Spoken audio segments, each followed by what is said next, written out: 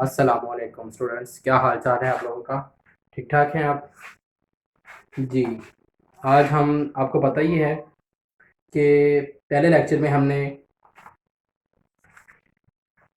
पहला क्वेश्चन हमने किया था जिसमें describe two methods of assessing data from secondary storage devices में। इसमें मैंने आपको दो चीज़ें बताई थी। डेटा असेस मेथड्स बताए थे, सिक्वेंटल असेस स्टोरेज बताया था और इसकी एग्जांपल दी थी, और डायरेक्ट असेस स्टोरेज भी बताया था, इसकी भी मैंने आपको एग्जांपल दी थी। ठीक है। जो आज का लेक्चर है हमारा वो मेन मेमोरी के मतलब है। तो मेन मेमोरी में आपको बताता हूँ कि मेन मेमोरी होती क्या है। Digital computer are store program computers.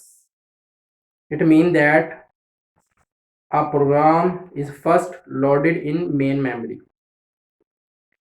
It is before execute. यानी कि इसका मतलब ये है कि जब भी हम कोई चीज़ चलाते हैं या कोई चीज़ प्रोग्राम अपलोड करते हैं तो सबसे पहले वो मेन मेमोरी में अपलोड होती है। क्या होता है instruction of one by one वो इंस्ट्रक्शन देता है। जिस तरह हम कोई चीज़ कॉपी कर रहे हैं, ठीक है ना, कोई चीज़ हम कॉपी कर रहे होते हैं तो वो पहले मेन मेमोरी में यूज़ हो रही है। अगर उस किसी सिस्टम की मेन मेमोरी अच्छी होगी तो हम उसको आसानी से कॉपी कर सकते हैं स्पीड से। अगर उसकी मेन मेमोरी कम होगी तो उसको slow slow Aahista Aahista copy होगा वो। ठीक है। That is why is known as working area of computer. इसी वजह से हम इसको वर्किंग एरिया ऑफ कंप्यूटर भी कह सकते हैं। ठीक है ना।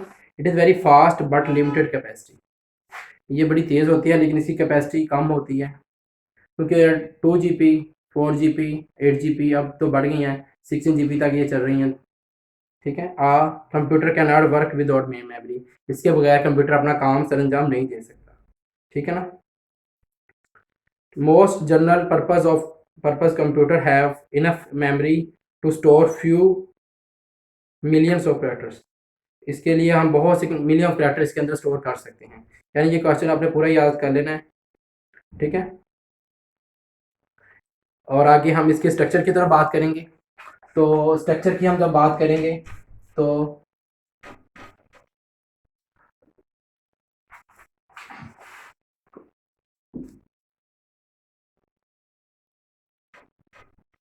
स्ट्रक्चर ऑफ मेन मेमोरी की हम बात करते हैं कि इसका स्ट्रक्चर किस तरह का है, यानी ये मेन मेमोरी किस तरह बनी हुई है। तो मेन मेमोरी के हम स्ट्रक्चर की बात करेंगे तो इसके अंदर मिलियंस ऑफ सेल्स होते हैं जो कि स्टोरेज के लिए यूज़ करते हैं, जिस और मुख्तलिफिकेशन में होती हैं ये। Each cell can store a bit, एक बिट को स्टोर करता है। One bit can represent zero और वन, इसमें जीरो और वन होते हैं। Bit stand for binary digit में यूज़ होते हैं ये। Memory cells are logically organize into groups में होते हैं, ये ग्रुप्स होंगे। अगर हम 8 डिजिट की बात करते हैं तो ये ऐसे होंगे।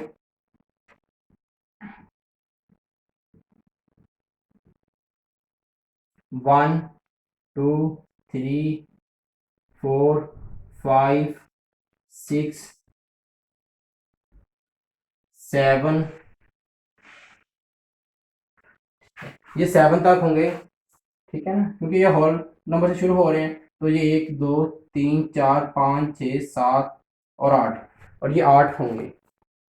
ठीक है ना। ईच बाइट्स इन मेमोरी है यूनिक नंबर, उसका एक खास नंबर होगा जिसके हम पहुंच सकते हैं इस वेरीफाई के लिए। This number is known as address of byte. यानी कि इसका जो नंबर होगा वो इसका एड्रेस होगा कि जिस जिस एड्रेस में हम आसानी से उसको पहुंच सकते हैं और अपना डेटा निकाल सकते हैं। ठीक है ना। ये इतना भी कर लें तो बहुत है आपके लिए। ठीक है ना। आगे हम इतना ही यहाँ निशान लगा लें। ठीक है ना। Address that bytes. ठीक है ना।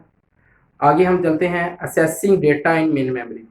अगर हम डेटा असेस की बात करते हैं तो यानी कि असेसिंग का मतलब होता है कि डेटे का स्टोरेज डिवाइस में हम किस तरह असेस कर सकते हैं, डेटे को उठा सकते हैं, डेटा किस तरह हम इससे ले सकते हैं। तो इसका हम सिंपली हम ये कह सकते हैं कि डेटे असेस के लिए इसमें हम मोस्टली रैंडम असेस ही यूज़ करेंगे, क्योंकि हम इसके अंदर डायरेक्टली किसी भी एड्रेस से हम डेटे को उठा सकते हैं और उठा के यूज़ कर सकते हैं। ठीक है ना। The main memory can be viewed a collection of bytes arrange in order and CPU can other component can access byte from main memory. ठीक हो गया। तो a byte in the memory can be accessed by specifying address, यानी कि पहले जब हम उसको रैंडमली असेस कर सकते हैं तो क्या करेगा वो, इसको असेस करेगा, इस यानी कि किसी को उसका एड्रेस असेस करेगा, सबसे पहले इसको असेस करेगा, स्पेसिफाई करेगा। स्पेसिफाई का मतलब ये होता है उसकी निशानदेही करेगा कि कहाँ पर ये डेटा मौजूद है हमारा। ठीक है। Different bytes can be assess directly random order equal amount of time, यानी कि किसी भी अगर किसी भी जगह पर हमें असेस करना हो तो रैंडमली सेम टाइम ही लगेगा और एक ही वक्त, यानी कि एक ही टाइम लगेगा। किसी भी जगह पर असेस करना हो तो एक ही टाइम में हम इसको असेस कर सकते हैं। ठीक है।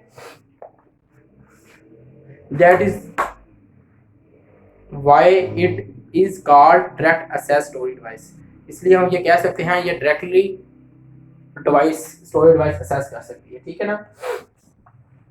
तो ये अब हमारे दो क्वेश्चन हो गए हैं।